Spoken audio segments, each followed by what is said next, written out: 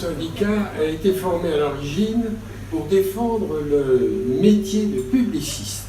Et publiciste, c'est la définition de Littré, c'est un écrivain politique. Vous voyez qu'on était assez loin quand même des préoccupations actuelles. L'émission était de défense, la profession et l'influence politique auprès du gouvernement. Notre héritage aujourd'hui, vous l'avez tous dans votre encoche, c'est notre carte bleu, blanc, rouge de la presse agricole. Et c'est grâce à cette période de la vie de notre syndicat que nous avons gardé ce privilège qui est, dans certaines circonstances, extrêmement précieux.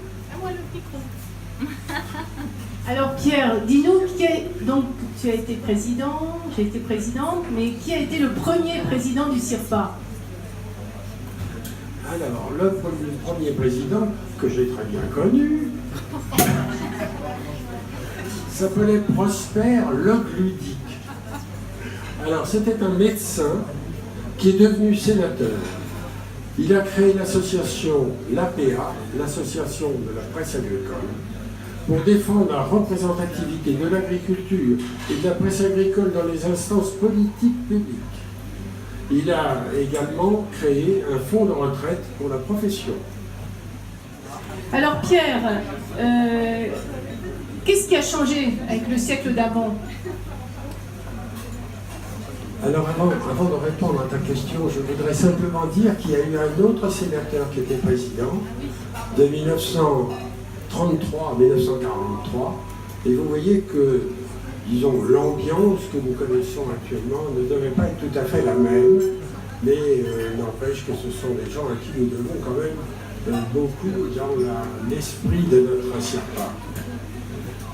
Alors, eh bien, le CIRPA, il a suivi l'évolution de la technologie et de la société dans le monde agricole. Dans les années 60, il y avait beaucoup plus d'ingénieurs que de journalistes et de communicants au sein du CIRPA. Mais, bien sûr, les préoccupations et les activités ont évolué. Nous étions plus souvent sur le terrain, avec des visites d'usines, des assemblées générales en province. Ça, c'était une habitude, disons, des 50 dernières années. Nous étions également présents dans les débats d'autres associations. Le CIRPA se positionnait comme porte-parole des industries de l'agrofourniture. C'est ainsi qu'a été créé ce qui s'appelle aujourd'hui le Forum de l'agrofourniture. De même, nous avons créé l'Observatoire des métiers de la communication en agriculture, car il semblait important de positionner notre métier dans le paysage des emplois. Alors, c'est vrai que c'est des belles réussites, des beaux événements, mais Pierre, est-ce qu'il y a d'autres actions phares du CIRPA qui sont à noter? Oui, dans le domaine international, curieux de s'ouvrir vers l'extérieur, nous avons été à la rencontre d'autres pays, en étant reçus par les conseillers d'Allemagne, des États-Unis, d'Angleterre, etc.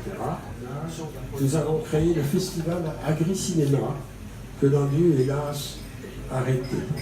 Sur le modèle du produit de l'année, nous avons créé les victoires des agriculteurs, seul prix voté par les agriculteurs eux-mêmes. Tous ces événements ont permis de faire émerger le CIRPA et de lui donner un statut d'organisme d'intérêt général, ce qui est très précieux sur le plan fiscal et qui nous permet de délivrer les reçus fiscaux pour toutes les bontés qui nous sont faites. Bon, alors vous êtes des hommes et des femmes membres du CIRPA. Plusieurs d'entre vous ont posé la question, mais est-ce qu'il y avait autant de femmes, par exemple, avant? Alors Pierre a les chiffres. J'ai des chiffres simplement à titre de démonstration, car dans l'annuaire 1989, il y avait 21 femmes sur 225 membres. Et en 2018, 191 femmes sur 396 membres.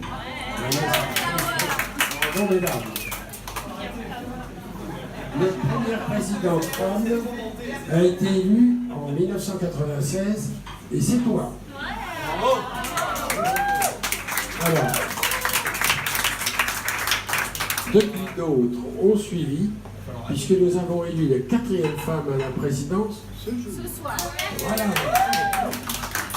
Alors, qu'est-ce qui a changé ces dernières années, cher Pierre? Ça, c'est une vaste question. Eh bien, l'évolution a suivi l'évolution du métier. Nous nous occupons maintenant de stratégie, de digital, etc. La fonction de communication est devenue une fonction essentielle, intégrée dans la stratégie des entreprises et des organismes en tenant compte des préoccupations sociétales qui, quelquefois, ont vraiment une influence très importante. Oui, c'est ce qui est encore démontré par le dernier résultat de l'Observatoire des communicants qui ont été présentés récemment. Mais alors Pierre, ça c'est ce qui a changé, mais rassure-moi, il y a aussi des choses qui n'ont pas changé. Ah oui, la rigolade, la convivialité, l'esprit d'équipe, ça c'est très important, parce que tout ce qui a été fait au CIRPA, ça a été le travail d'équipe. Et c'est quelque chose de vraiment très très appréciable.